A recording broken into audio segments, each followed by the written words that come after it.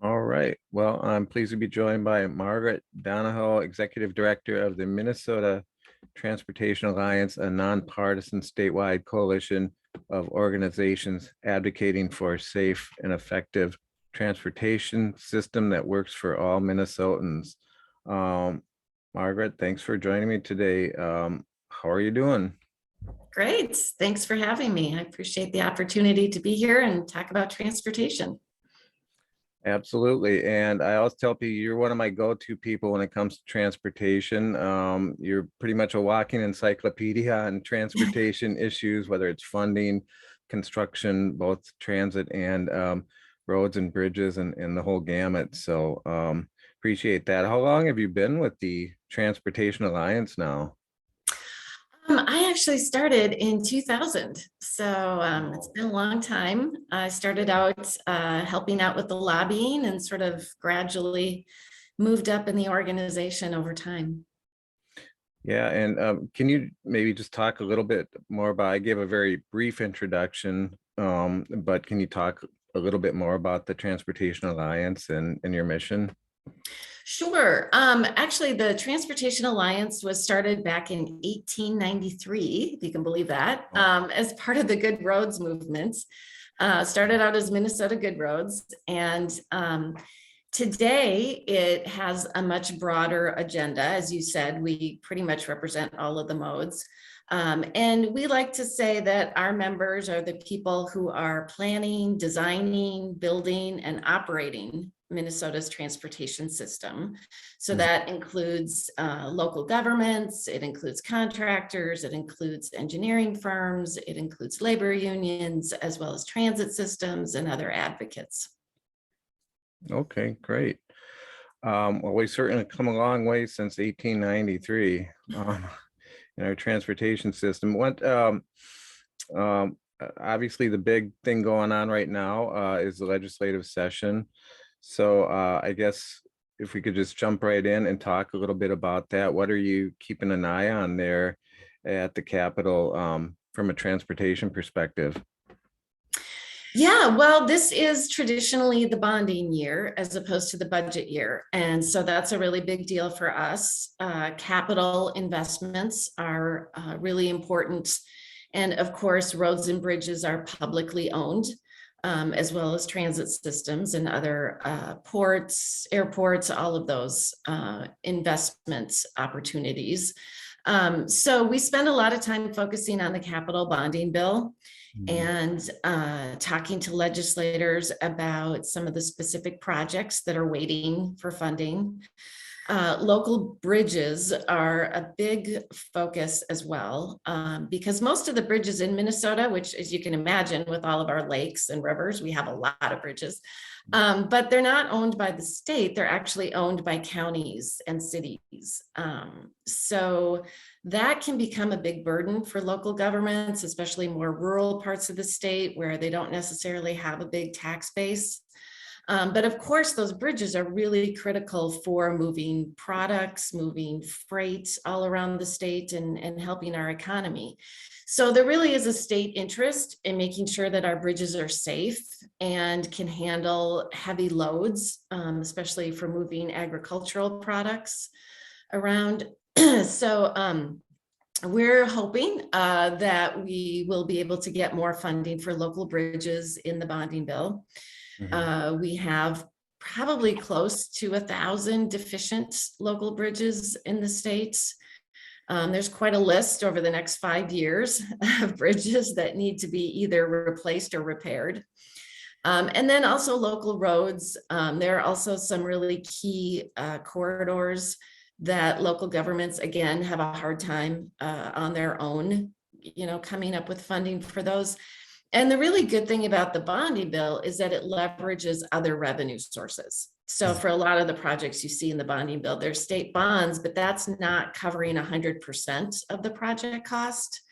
So the state dollars go a lot farther in terms of the actual amount of construction work that gets done. So we'll be, like I said, talking to legislators a lot about the needs and how the bonding bill can play a really big role in helping to preserve and improve those important state assets. Mhm. Yeah, can you just talk a little bit about the needs here? I think it's no secret that the funding never keeps up with the needs out there, and where where are we at now? Um, Yeah, well, as you may remember, back when Governor Dayton was in office, he created a Transportation Finance Advisory Committee to mhm, look at, what are the needs and how much would it take to really meet all of the needs on our transportation system. And they came up with a pretty big number, over $1 billion a year. Is the shortfall between what we really need and the amount of revenue that's expected to come in. And that's one thing about transportation. We do benefit from dedicated funds. So we can kind of look into the future and estimate how much will come in from those dedicated funds. But there continues to be a pretty big gap. We did get the legislature to make some progress in 2017 in terms of dedicating some additional revenue from the sales tax on auto repair parts to transportation, but they didn't dedicate all of it. And outside of that, there's been some one-time appropriations from the general fund to both transit and highways in the last few years, as well as an increase in bonding, both general obligation bonds and trunk highway bonds. So that has been helpful in terms of individual construction seasons, keeping the road and bridge projects going. But it hasn't really addressed that structural shortfall that we see going on into the future. So that's a big part of what we try to explain to legislators, is that, we still do have a really big shortfall, and we have all sorts of ideas for how to address that. And, we are always kind of looking at those constitutionally dedicated yeah. revenue sources like the gas tax and the tab fees and the motor vehicle sales tax, because those have to be used for transportation. But it's been a tough sell in recent years to get any increases in those revenue sources. Mhm. Yeah, well, you mentioned the gas tax, and that's been in the news again, with the White House talking about maybe taking a federal holiday on the gas tax, to provide some relief for the high prices we're paying at the pump. But then, I guess, what is your position on that, or where does the Transportation Alliance stand on that, as well as just kind of the long-term future of the gas tax with the emergence of electric vehicles and so forth? Yeah, well, we see these ideas for a gas tax holiday from time to time, when prices go up at the pump. And it's really so counterproductive, because the amount that people pay in the tax is a really small percentage of the overall price. The federal tax is, 18 cents a gallon. Well, if the price is $3.50, 18 cents is such a small fraction of that overall price. And that's the only part of it that's going to help fix our roads. The rest of that price is going to the oil companies. And, the prices fluctuate all the time. We see a lot of volatility. But taking away that tax revenue just makes it that much harder to take care of the roads and help people get around. And especially now, it's really ironic, given that the White House and the Congress spent so much time working to pass the infrastructure bill. Well, that relies on the current gas tax revenue. Mhm. So taking that away right now just undermines what they just did in terms of passing an infrastructure bill. So we understand it's an election year. People know that the public pays attention to prices at the pump. It sounds popular, but we hope that, leadership will prevail and understand that that's a really short-sighted way to give people a little bit of a break, but it's not going to make a huge difference in the price at the pump. And what about the long-term future of the gas tax? You mentioned it is a big source that we rely on for maintaining our system. but as more people drive electric vehicles and so on, what is the future of the gas tax, and how will we eventually start to phase it out, I guess, and replace it with a more reliable source of funding? Yeah, that has been a topic of discussion for many years. I think the benefit of the fuel tax, and there is a tax not just on gas, but on all types of fuel. So whether it's diesel or E85 or liquefied natural gas or whatever it is, there is a tax. And it's because it's a user fee. So the more people drive, the more they pay. And especially commercial vehicles that drive a lot and use the roads a lot, we want them to contribute to fixing those roads. So people see it as a really fair way to pay for the roads. And because it's constitutionally dedicated, it can't be spent on anything else. And it has a really low administrative cost because it's actually collected at the wholesale level. So it's super efficient in terms of collecting the tax. And so we don't waste a lot of money trying to collect money from every single driver, which would be really expensive with the fuel tax. And in terms of its future, yes, of course, people are turning to different fuel sources. Cars are becoming more fuel efficient. We understand that. And gradually over time, we will want to see some sort of shift to maybe looking at how much people are driving and charging people that way. And there are a lot of ideas for doing that, from simply reading your odometer to having some sort of device in your car that, can calculate how many miles you drive. But it does seem like that's kind of a ways off in terms of both the technology and privacy and cybersecurity concerns about that kind of technology. So in the meantime, we think it's important for all of these fuels to be taxed.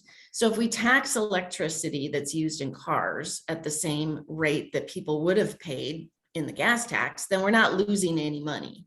So I think in the short term, we just need to make sure that all of the fuels are being taxed equally. And then it won't really matter what kind of fuel people are using. Well, just kind of sticking with the federal government, what you mentioned briefly, the federal infrastructure bill. Any thoughts on that and what it means for Minnesotans? Yes, absolutely. We are so happy that Congress and the White House worked really hard to get this done. We actually have an event every year, a Washington fly-in, where our members go out to DC and meet with the members of the Minnesota delegation and talk about transportation in Minnesota. And we did that in September last year and got a really good reception. So we really pushed hard for the passage of this bill once it passed the Senate in August, to get it through the House and to the president's desk, which did happen in November. And it's a big deal for two reasons. One, because it's a 5-year authorization. So we have that stability in the funding, which is really important in transportation because you have to plan far ahead and sometimes projects take multiple years to get done. So we need to know that the funding is going to be there in the future. So it's really important to have that 5-year security, but also because it's a pretty significant increase over previous funding levels, about 30% more for roads and bridges, and I think about 35% more for transit. So it's really helpful in terms of contributing to the projects that are waiting for funding. But I also think it's important, and we've been trying to explain this to legislators, for people to understand that the amount of money that's coming to transportation through this legislation is not new money. So it's not $4.5 billion for roads on top of what we're used to getting. That includes what we always get out of the federal highway trust fund because people pay that federal gas tax, and the money comes back to Minnesota. So the actual increase for roads under the formula funds over 5 years is about 925 million. So it's just important that legislators and others don't see this big number and think, oh my gosh, we're getting $4 billion more. Because, you know, we had already expected to get the usual federal funding levels. And so it's really the increase that we're focused on. And that increase will make a big difference in terms of being able to do more projects and move projects up and maybe do some bigger projects.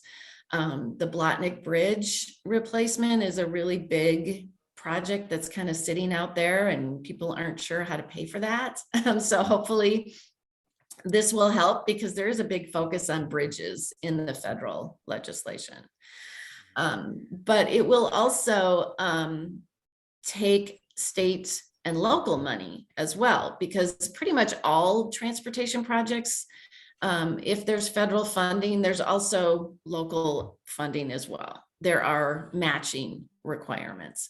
So federal funding actually winds up being about 24% of all of the spending on transportation around the country.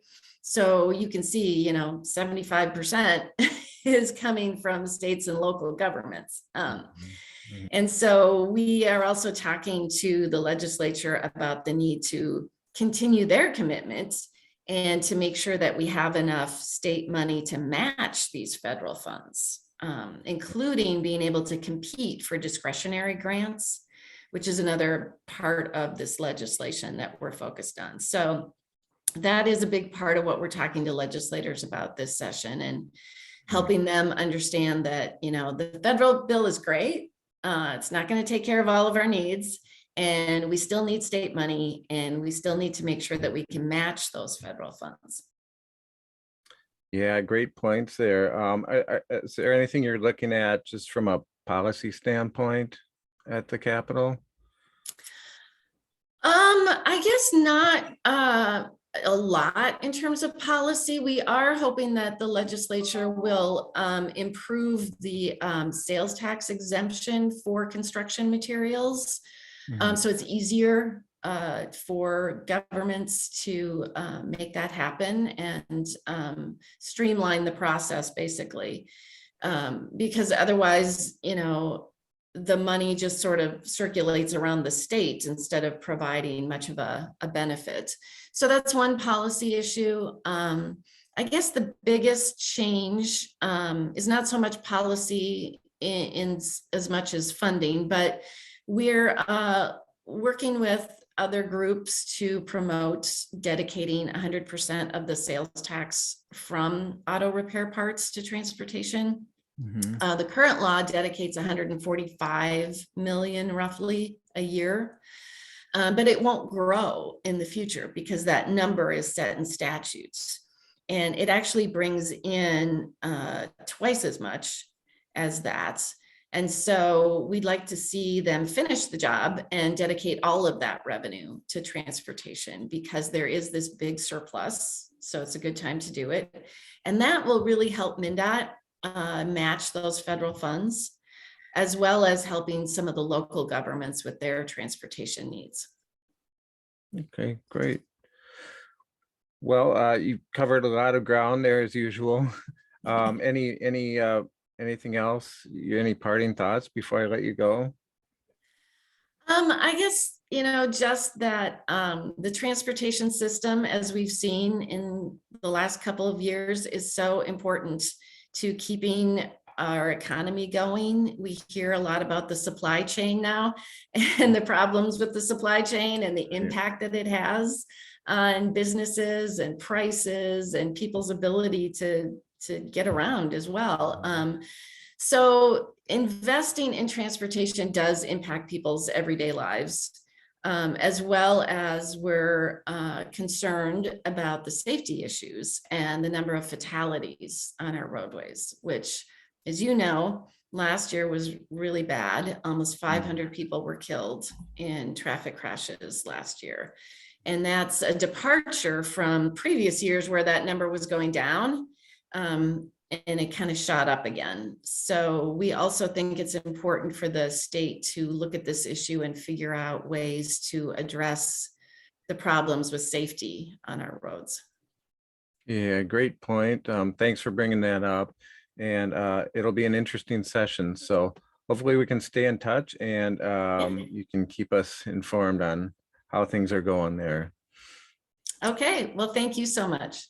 Thank you, Margaret. Have a good day. You too. Bye-bye. Bye.